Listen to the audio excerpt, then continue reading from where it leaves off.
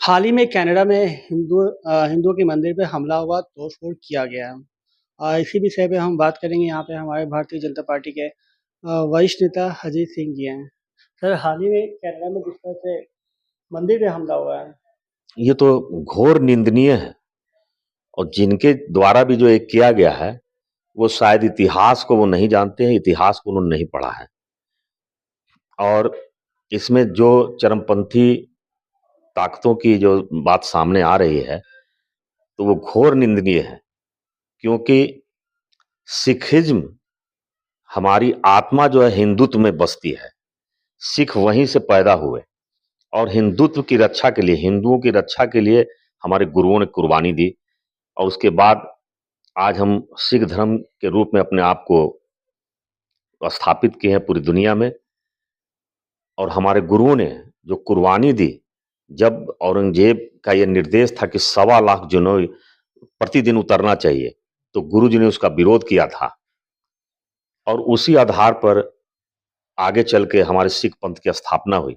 तो हमारी जो है ओरिजिन तो हिंदुत्व ही है और उसका हम विरोध तो किसी हाल में कर ही नहीं सकते हैं। कारण कि हमारे गुरु ग्रंथ साहिब में आप उठाकर देख लें तो लगभग सैकड़ों बार राम जी का नाम आया है, उसमें दुर्गा स्तुति है, सारे महापुरुषों की उसमें वाणी सम्मिलित है। तो हम धर्मनिरपेक्षता के जीती जागती मूरत हैं, हमारा धर्म। और हिंदुत्व हमारी आत्मा है और उसका हम विरोध तो किसी हाल में कर ही नहीं सकते। आपको याद होगा जब कंगन घाट में जब गुरुजी ने कंगन गंगा नदी में फेंक दिया था, तो उन्होंने भी अपना विराट स्वरूप राम के रूप में ही पंडित शिवदत्त को दिखाया था। तो हमारी तो आत्मा और गुरु गोविंद सिंह जी महाराज को जो है राम जी का कल्कि अवतार भी कहा जाता है, हमारे ग्रंथों में ये लिखा है। तो इस आधार पर तो हमें हमारे लिए तो हमेशा हिंदू हमेशा पूजनीय है। हिंदू गुरु हमारे हिंदू जितना देवी देवता हमारे लिए पूजनीय है। तो वहाँ किसी प्रकार का हमला करना ये तो अपने अपने अपने आप अपने हमारे अपने अपने धार्मिक आस्था पर चोट करने के बराबर है। क्योंकि हमारे गुरु स्वयं भगवान राम की आराधना करते थे, दुर्गा की स्तुति करते थे। तो आप किस आधार पर उनका विरोध कर सकते हैं? ये एकदम निंदनीय है, इसकी मैं 100% निंदा करता हूं। ये पूरी तरह से इस्लामिक मानसिकता से ग्रसित लोग हैं, जिनको सिखिज्म के बारे में एबीसीडी भी नहीं पता है, वही ऐसी घटना को अंजाम दे सकते हैं और मैं पुरजोर रूप से इसका विरोध करता हूं। लेकिन वहाँ की सरकार ने भारत पे ही आरोप लगा दिया है कि अ, वहीं के कुछ लोग जो हैं कनाडा में आके कुछ खास लोगों को जान से मार रहे हैं। देखिए, कनाडा की सरकार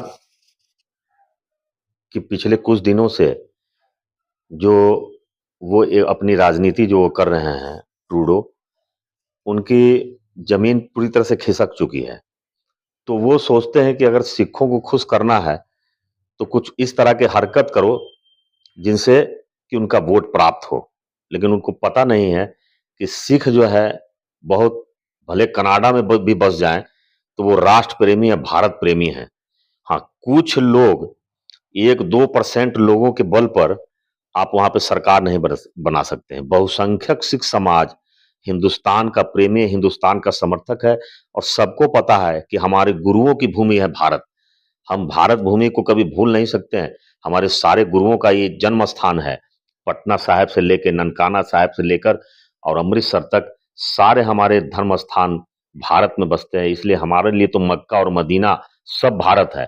हमारे लिए कनाडा एक व्यावसायिक गतिविधि का स्थान हो सकता है, कमाने की जगह हो सकती है। हमारा सांस्कृतिक लगाव हमेशा भारत से है और भारत से रहेगा।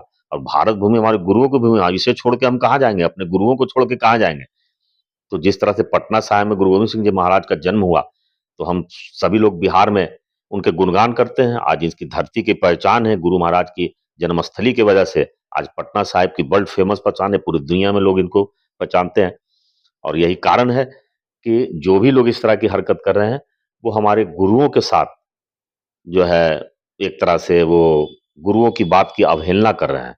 तो मैं इसकी घोर निंदा करता हूँ और वहाँ की सरकार से भी मैं ये मांग करता हूँ कि आप ऐसे एलिमेंट्स के साथ सख्ती से निपटें।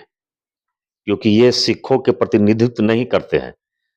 आप इनके चलते एक देश, दो देशों का संबंध जो खराब करने की जो चेष्टा पाल के बैठे हैं, ये आने वाले समय में आपको काफी नुकसान होगा इसकी वजह से। वही सिख कनाडा छोड़ के भारत वापस आ जाएंगे, क्योंकि भारत प्रेम उनके लिए फर्स्ट है, कनाडा उनके लिए सेकेंडरी होगा।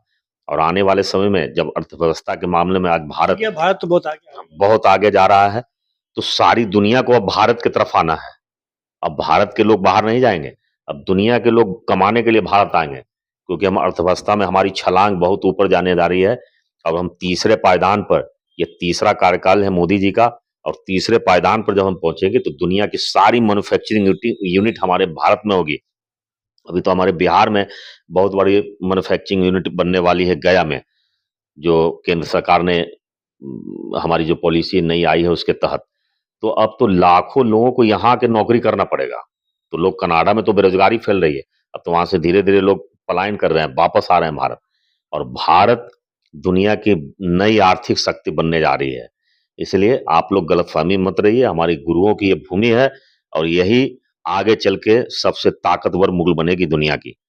आप इंतजार करें, थोड़े दिन और इंतजार कर लें। ये मोदी जी का तीसरा कार्यकाल खत्म होते होते ये राष्ट्र भारत की अर्थव्यवस्था के मामले में तीसरे नंबर पर होगी।